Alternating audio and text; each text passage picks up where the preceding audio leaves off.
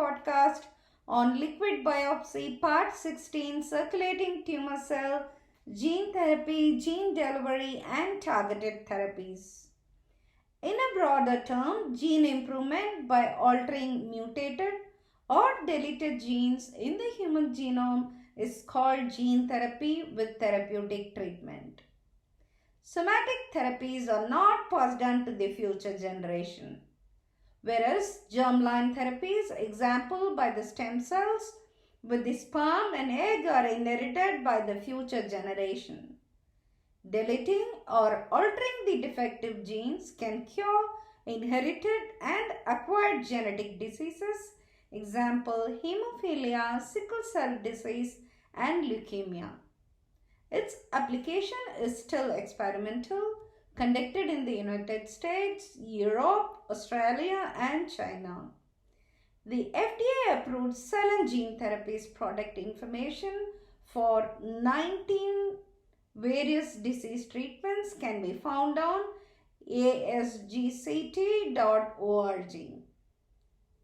One such successful therapy is for IRDs Inherited retina disorder, affects the RPE65 gene variant.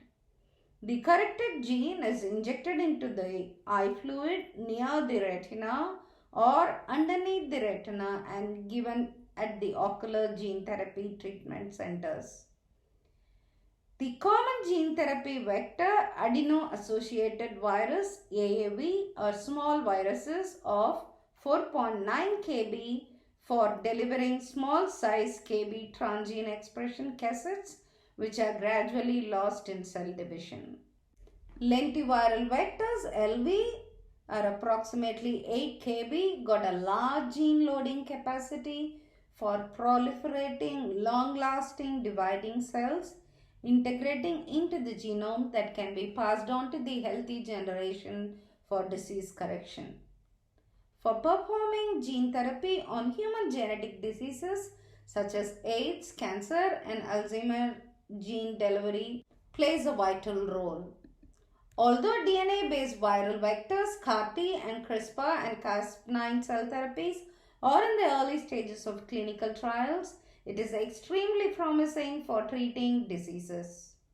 It is important to note that no clinical trials are conducted on circulating tumor cell, gene therapy, gene delivery, targeted, and protein therapies. This will be the future of viable circulating tumor cell in medicine. On the other hand, the non-viral gene delivery system based on polyethylenamines, polylysin, polysaccharides, nanoparticles for cellular phenotype, electroporation, stable and transient transfection methods are extensively used during my doctoral studies on mesothelioma model that are limited to somatic cell alteration suitable for shorter term duration, transient expression to cause the desired effect and less likely to induce immune response with low cost reproducibility. Amongst them, RNA-based modalities outperform the DNA-based system. Targeted therapies are termed molecular targeted therapies because they have specific targets in the cell for inhibiting the disease progression and spreading without affecting normal cells. They are of two main types, the monoclonal antibodies and small molecule inhibitors. A few examples are angiogenesis inhibitors like SFRP4, Avastin, bevacizumab, and cetuximab, which block the formation of new blood vessels that potentiates the nourishment of cancer cells. Proteasome and signal transduction inhibitors disrupt the normal cell functions and signals in multiple myeloma and chronic leukemias.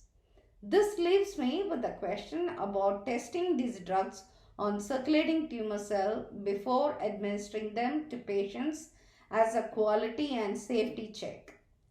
Glad now we got the groundbreaking stem circulating tumor cell spheres early phase products in PER. As reviewed in my previous podcast, the patented SFRP4 portfolio for its anti-angiogenic property in endothelial cells is warranted for future therapies. In the future, with our patented and peer-reviewed portfolio, Medom Therapeutics is optimistic about using the viable circulating tumor cell technology for several treatments of diseases in medicine and clinical trials by detecting, preventing, and curing diseases early by reducing the burden on patients and physicians. Today, I want to end this podcast with an open question for thoughts and actions. How many circulating tumor cell blood testing centers are available, affordable, and accessible worldwide to save the 10 million cancer deaths? Thanks to the existing EPCAM based CTC technology. So let's try and do our best to prevent diseases by reducing pain and toxicity with more specificity and sensitivity to stem circulating cell and tumor cell technology for improving human lives. Stay tuned for next week's surprise podcast. Thank you.